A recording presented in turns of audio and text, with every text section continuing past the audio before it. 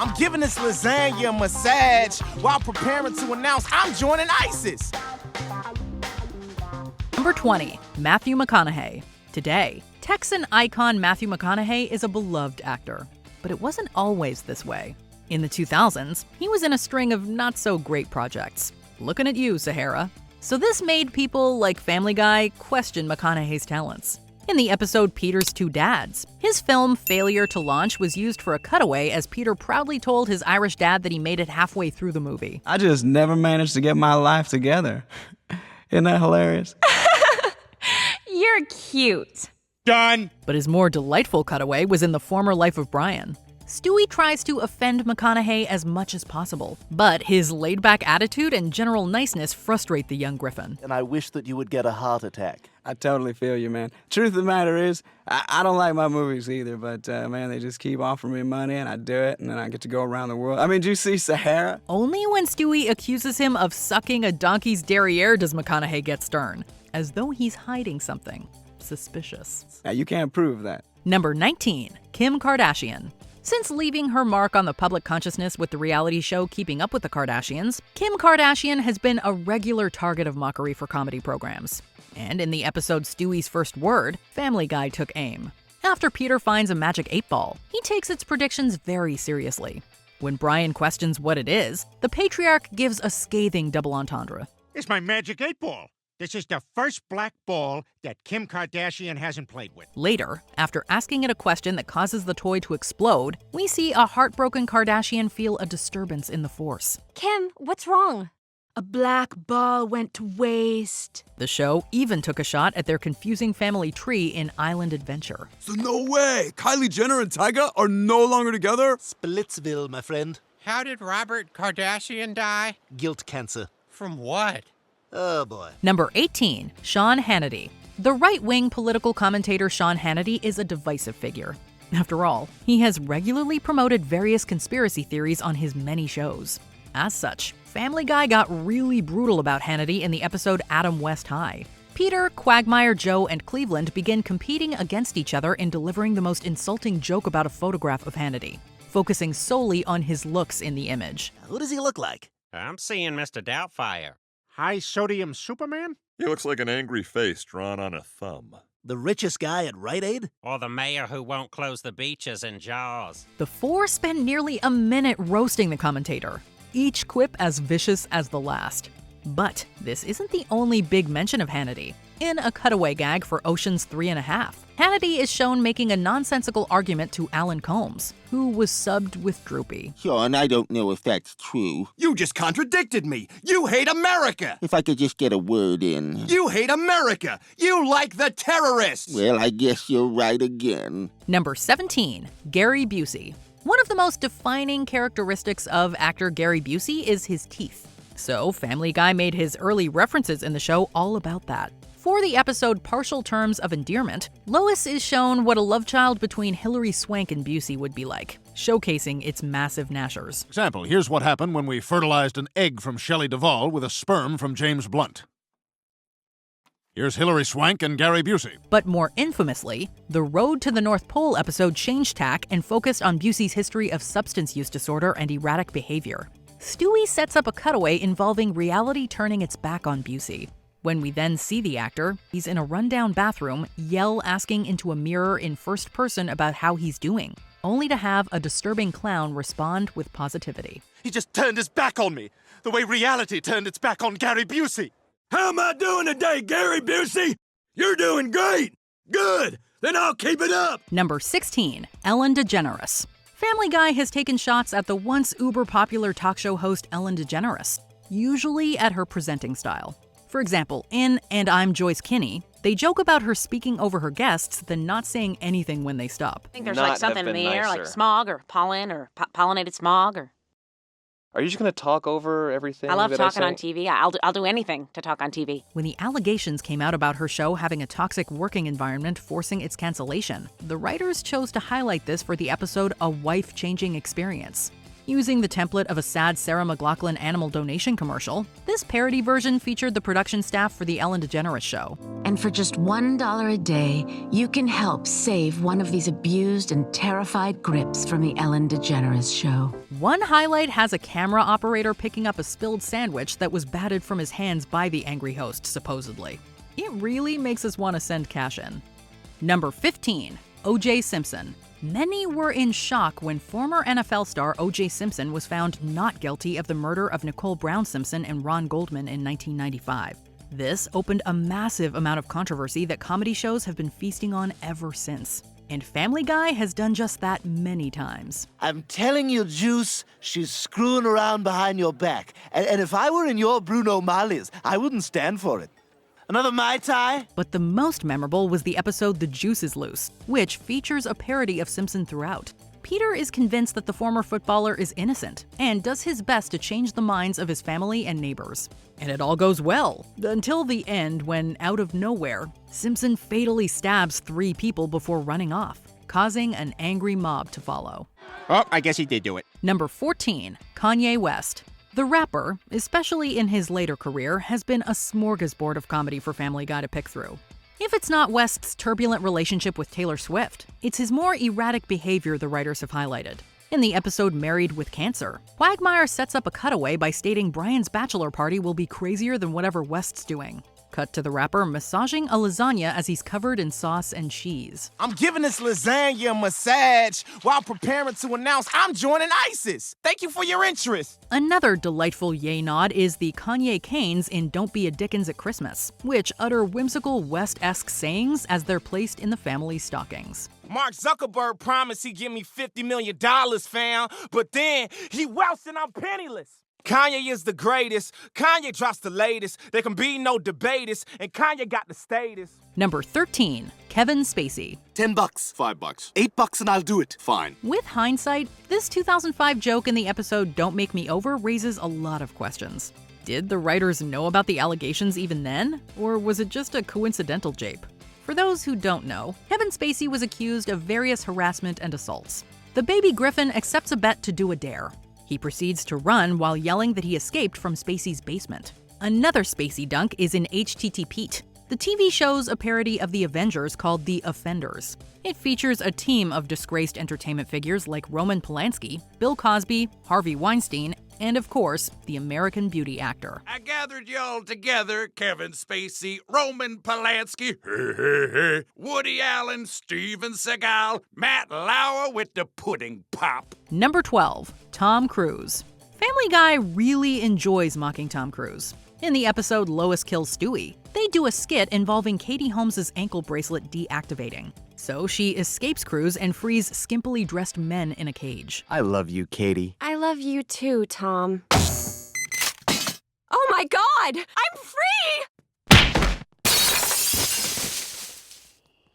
The force field is down! Go, now! In Meet the Quagmires, they do a cutaway about Cruz constantly running in his films to escape certain thoughts. But the best mockery of the actor has got to be the introduction of tiny Tom Cruise. Sailing into his iconic status for the episode Papa Has a Rollin' Son, a strange yet weirdly endearing Cruz befriends Stewie over their shared miniature stature. But when that connection turns out not to be the case, and Stewie distances himself from Cruz, the actor becomes particularly creepy and stalks the youngster. Nobody walks away from Tiny Tom Cruise! Yeah, except for all 3 of your wives. Okay, I'm shutting this now. Okay, so bye. Number 11, Michael Jackson.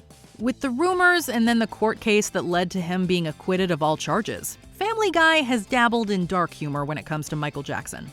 In The Courtship of Stewie's Father, Stewie and Peter watch a 3D film at Disney World that features the former Jackson 5 singer.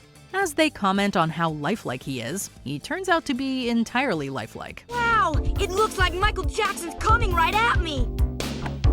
For Prick Up Your Ears, Lois sets up a cutaway involving a young Jackson promoting a cereal, mentioning the kid in him likes the frosting. It then switches to older Jackson, who takes things entirely in the other direction. The kid in me likes the frosted side, but the grown-up in me likes the kid in me. Number 10, Kiss. Kiss plays a small role in the Family Guy canon. as Lois dated Gene Simmons before he was famous. They clearly still have some sort of connection, as seen in Don't Make Me Over, when Gene uncoils his hilariously long tongue and says hello to Lois. Oh my. Hi, Gene. I didn't know you were here. All right. Keep it in your mouth, rockstar. They do, however, play a major role in 2002's episode Road to Europe, where Ace Frehley is portrayed as a bumbling doofus, and Peter argues that no one wants to dress like Peter Criss. No one wants to be Peter Criss, Lois, not even Peter Criss. And who can forget the iconic fictional TV show Kiss Save Santa, where the band is portrayed as corny sellouts reduced to doing a stupid Christmas movie. Someone stole Santa? That does not rock! Easy, Gene. Guys, let's go save Christmas. Then again, it doesn't get much cornier than Kiss. Number 9. Justin Bieber. Once upon a time, it was really cool to make fun of Justin Bieber, and Family Guy definitely jumped on that bandwagon. His biggest appearance is in season 11's Lois Comes Out of Her Shell, when she attends his concert. I know, he's perfect. He's like a boy and a girl. A woman in the audience talks about his gender-fluid appeal, and once Peter takes over on stage, he presents Conway Twitty with an old-school Bieber haircut. Ladies and gentlemen, Mr. Conway Bieber. In another instance, a futuristic elderly Stewie comments on Bieber and Katy Perry being real music in a hilarious jab at misaimed nostalgia. Stupid younger generation. Back in my day, we had Katy Perry, Justin Bieber. That was real music. Bieber is later described in An App a Day as a celebrity that became successful despite exposing himself. And finally, in the song Thank the Whites, Peter states that the Biebs talks and dresses like he's black. We gave you Eminem and Justin Bieber too, even though they dress and try to talk like you. Number 8. John Travolta. Family Guy seems obsessed with rumors around John Travolta's sexual orientation. The first jab comes in Petergeist, when a cutaway shows Travolta getting confused during his wedding vows. I'm gonna do stuff to her too, like touch her? Yeah, touch her and kiss her? In Mr. and Mrs. Stewie, Peter grows incensed over Lois buying twin beds and compares their sexless sleeping arrangement to that of Travolta and Preston. Lois, if God wanted me to not sleep with my wife, he would have made me John Travolta. In Big Fat, Quagmire procures Travolta's private plane after catching him sleeping with someone other than Preston. How'd you swing that, Quagmire? Well, let's just say I walked in on John Travolta with not Kelly Preston. And finally, a cutaway in Peter's Def Jam shows Travolta as a pilot, encouraging his passengers to come out of the closet. Does Seth MacFarlane know something we don't? This is your captain speaking. We have reached our cruising altitude. It is now safe to take off your wigs and be gay. Number 7. John Goodman. Like John Travolta, a majority of the jabs aimed at John Goodman target a specific area, in this case, his weight. Perhaps the most famous crack on Goodman is the cutaway that shows him eating an entire Thanksgiving dinner by himself while his emaciated family looks on. I told you, when I'm finished, you can have what's left. There won't be any left. There's never any left. During a restaurant conversation, Stewie pressures Jillian to purge after a meal by comparing her meaty body to Goodman's, along with Reuben Studdard and Santa.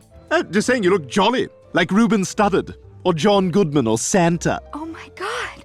Are you saying I'm fat? We also see John grow concerned after hearing his heartbeat, which he mistakes for a boob stomach. I don't know about any of that, but I think I should eat something. But a particularly vicious double dig occurs in Hot Shots, as Goodman is told his EKG reading spells out pancakes before needing a pair of horses to help him walk.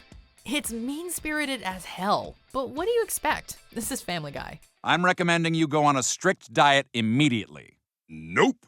Horses that make it look like I can walk, take me to Hollywood. Number 6. Coldplay. Family Guy's writers and producers clearly are not touched by Coldplay's music. In one hilarious cutaway, Peter is kicked out of the band after suggesting they change up their signature style. Guys, I got an idea. How about we do a song that's not whiny bullshit? In Valentine's Day in Quahog, Meg's date confidently states his opinion of Coldplay in reference to his own personal style. Do you like Coldplay? Am I a dull white guy? Yes, I like Coldplay. The writers also take a dig at their overly sentimental music, as clocks can be heard playing during a cliché fictional movie about a busy corporate woman finding love. Over the next 90 minutes, I'd like to show you that all your problems can be solved by my penis. Having endured criticism in the past for being overly sensitive, the members of Coldplay are no strangers to jokes like these, and they certainly take them in stride. Number 5. Jimmy Fallon. Having both evolved in the 2000s, Family Guy has had a front row seat to Jimmy Fallon's career, and they love to call out his quirks. Back in 2005, Peter beat Jimmy on the set of Saturday Night Live for laughing and glancing at the camera too much, a criticism that was often directed towards him at the time. And this is for laughing and looking at the camera during every sketch you've ever been in. Who do you think you are, Carol Burnett? When Fallon became host of The Tonight Show, the jokes were aimed at his safe and corporate image. After failing to make a viral video, Peter mentions that they should have gotten Fallon to do something lame instead. Can't believe we couldn't come up with a viral video. We should have just gotten Jimmy Fallon to do any lame thing. And in HTT Pete, Peter watches The Tonight Show where Jimmy emasculates Al Pacino by making him play a childish game. Tonight, get ready to lose all respect for Al Pacino when I force him to play a game meant for children! We don't think they care too much for his hosting duties. Or his acting, for that matter. Number 4, Jay Leno. Speaking of late-night hosts, Jay Leno doesn't get off easy either. In fact, he arguably gets it worse. For one thing, they make fun of his physical appearance, as fictionalized Leno always appears with a massively exaggerated chin. They also take digs at his high-pitched voice, bizarre laugh, and delivery style in episodes I Dream of Jesus and Screams of Silence, the story of Brenda Q. Here's a bunch of words in a row. Because the economy's so bad, they've decided they're going to shut down all the prisons. Yeah, and they're going to send all the inmates to Congress. Ironically, or perhaps sarcastically, Stewie is portrayed as a fan of Leno's when seen vehemently defending him after Peter makes fun of his terrible sense of humor in The King is Dead. It is so fashionable to take a shot at Jay Leno. Look, the fact is the man is out there every bloody night with fresh material and is charming. And don't think that his fashion is off limits either, as season 14's underage Peter takes a swipe at Leno's obsessive love of denim. So be thankful, Jimmy Fallon. It could be a lot worse. Have you seen some of these laws they've got now about denim? You know, I say, if you don't like it, you may as well Levi's. Who's voting for these mayors? Rhode Island's a mess from top to bottom. Number 3, Alec Baldwin. Much like John Goodman, Alec Baldwin is picked on for his eating habits, which is a little weird considering he's not even that big. The first jab comes in season 4's I Take Thee Quagmire, when Baldwin, in one of the most disturbing cutaways in the show's history, is seen getting milked by his younger, less successful siblings. It's just weird. There you go. There you go. Eat up, Stephen. You're the weakest. In Ratings Guy, Peter plays a game called Hungry Hungry Alec Baldwins, where, in place of hippos, several Alecs gleefully devour the colored balls without Peter's involvement. For God's sakes, I've just been handed the coolest freaking toy on the planet. Well, you know, except for Hungry Hungry Alec Baldwin's. I'm not even touching the lever. And finally, in the Star Wars-inspired episode It's a Trap, C-3PO Quagmire mistakes Jabba the Hutt for Alec Baldwin. Oh my God! Alec Baldwin? Oh, shoot up, pizza. Number 2, Ryan Reynolds. Reynolds is one of the most beloved actors of our time, and even Family Guy can't resist falling for his charms. But they do so, of course, in their own way. In the episode Follow the Money, Quagmire's parent Ida Davis is shown sarcastically complimenting him. And as always, I am joined by my trusty psychic, Ryan Reynolds. I knew you'd say that. Piano? Comedy? What don't you do? In Farmer Guy, Peter is portrayed as the owner of a failed video store that only rented copies of Ryan Reynolds and Sandra Bullock's movie The Proposal. I have a poster from The Proposal you can look at. You'll get most of the story. Huh, they seem pretty mismatched. There you go. Reynolds' major appearance, however, comes in season 10's Stewie Goes for a Drive, where he actually voices a version of himself. Throughout the episode, Reynolds spends most of his time implying that he's attracted to Peter. He draws attention to his low-riding pants, tries to get his lower abdomen tickled, and gets way too intimate at dinner. If Ryan is not the best sport, we don't know who is. Is it me, or did she just make that weird? Number 1, James Woods. Unlike Adam West, James Woods actually plays himself, albeit with a few major caveats. James first appeared in season 4's Peter's Got Woods as an insanely jealous, petty, and neurotic person. I don't know, Peter. I had this crazy idea that you and I were supposed to have dinner tonight. But I guess you had other plans, huh? His clash with Peter and Brian was so memorable, it led to him becoming a regular antagonist on the show. He steals Peter's identity, ruins Brian's TV pilot, and even transfuses the life force of a 17-year-old girl so he can return from the dead. And in accordance with Hollywood law, her life force was infused into me, bringing me back from the dead. It was all very hilarious, but things seem to have turned sour between Woods and the show's producers over his controversial tweets and his issue with some of their scripts. Ah well, it was fun while it lasted. I'm a lot of things. A member of Mensa, a huge hit with the ladies, someone who, would have broken out bigger if he weren't so impossible to work with.